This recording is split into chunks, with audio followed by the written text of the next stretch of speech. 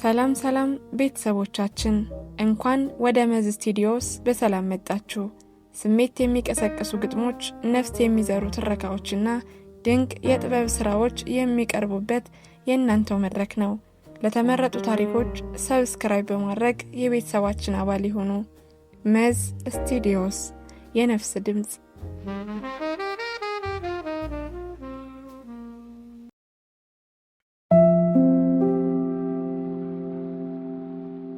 ዞምቢ ክፍል 1።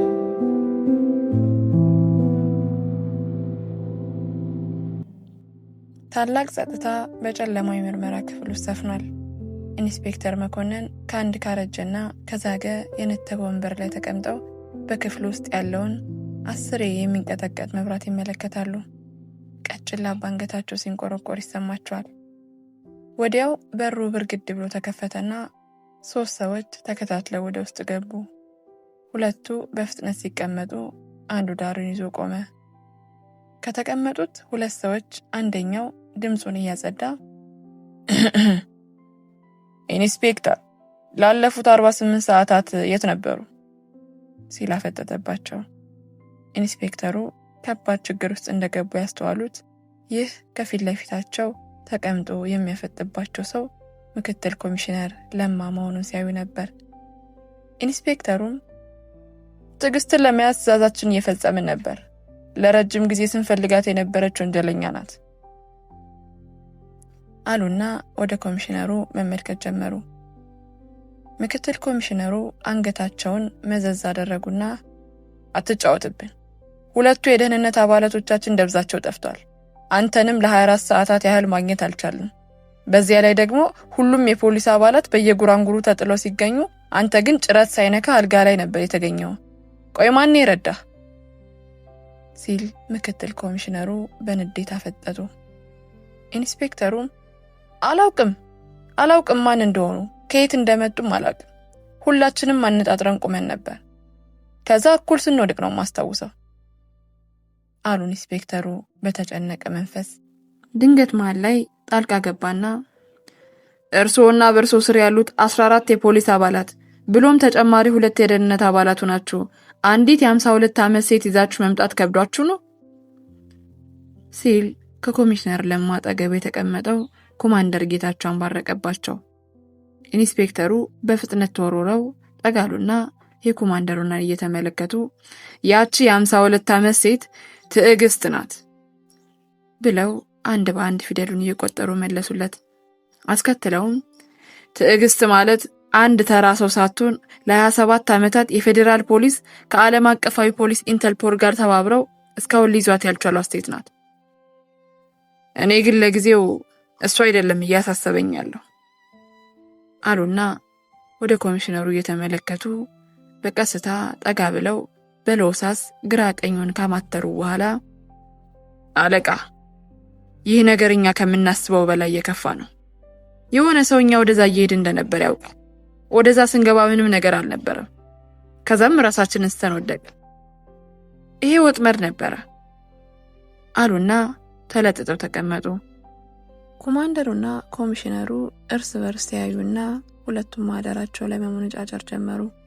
ከጥጉኑ በአርምሞ ሲመለከታቸው የነበረው የደህንነት አባል እሺ ቆይ ግቢ ውስጥ ምን ነበር ያየኸው? ሲል ጠየቃቸው። ኢንስፔክተሩም ትንሽ አሰብ አደረጉና የጦር ሰፈር ይመስላል ቦታው። 2 ወለሎች ያሉት ረጅም ቤትና ትናንሽ 5 ወለል ያላቸው ፎቆች ነበሩ። ትናንሽ መጋዘኖች፣ የአውሮፕላን ማረፊያና የወታደር ማሰልጠኛንም አጭቆ የያዘ ነው።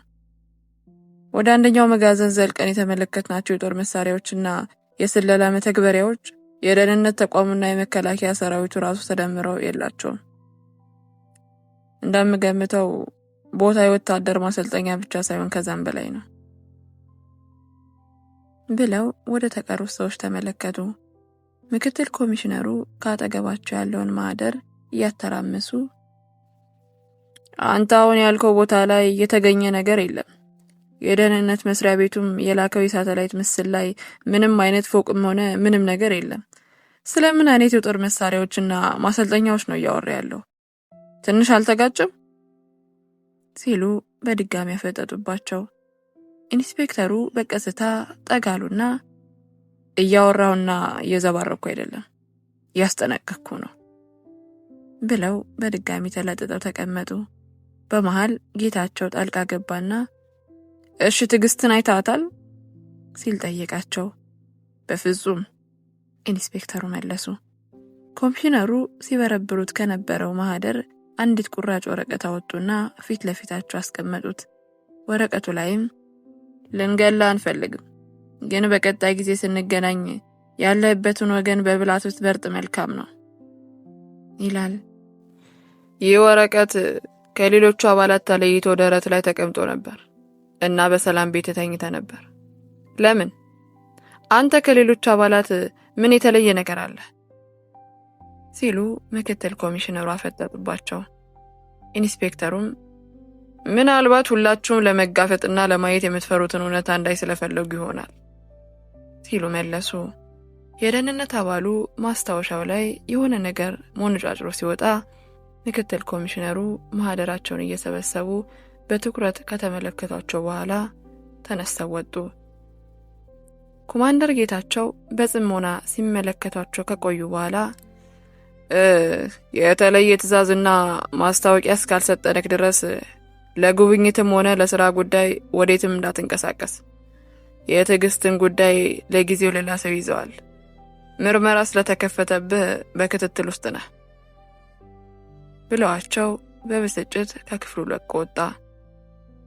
ኢንስፔክተሩም በቀስታ ከጨለማ የምርመራ ክፍል ውስጥ ወጣው እየሄዱ ያየሁትም ውሸት ሊሆን አይችልም፣ የሆነ ያላወቅኩት ነገርም አለ ብለው እያብሰለሰሉ ወደፊት ገሰገሱ።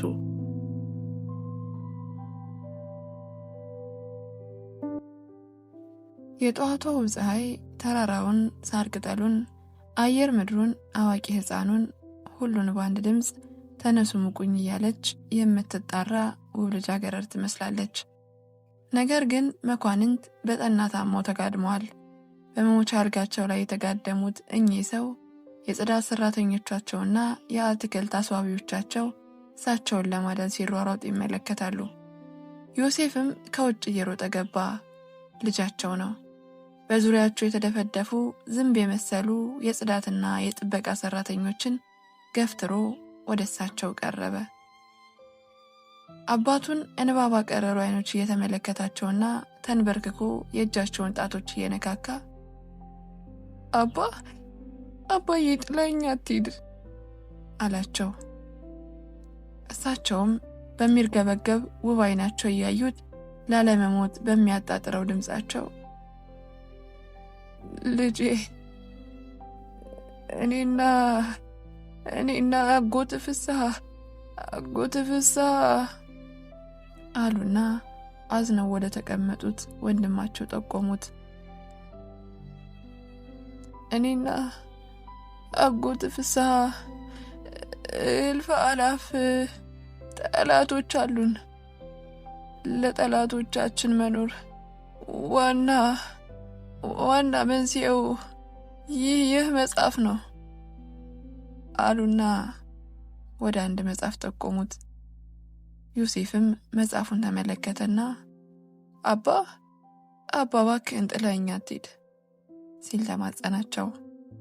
ከዛ ግን የሆነ ነገር ሊነግሩት አፋቸውን እንደከፈቱ በዛው ወደማያልፈው ዓለም ተቀላቀሉ።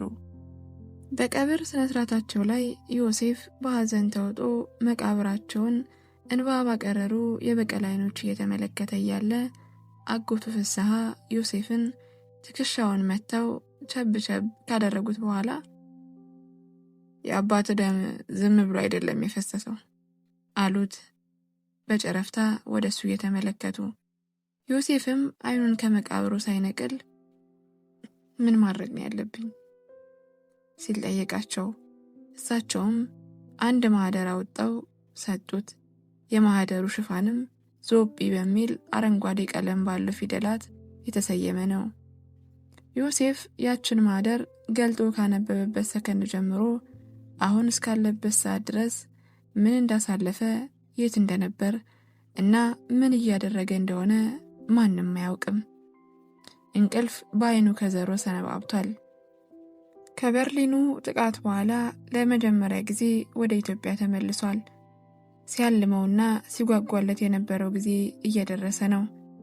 ከተከራየው ቤርጎ ቤት በረንዳ ላይ ቆሞ ቀዝቃዛውን የአዲስ አበባ አየር በተራራዎች ላይ እንደ ቄስ ጥምጣም ተደፍቶ አንዳች ግርማ ሞገስን የሚያጭረውን ጉም እየተመለከተ የጦር መሳሪያውን ማጥበቅ ጀመረ።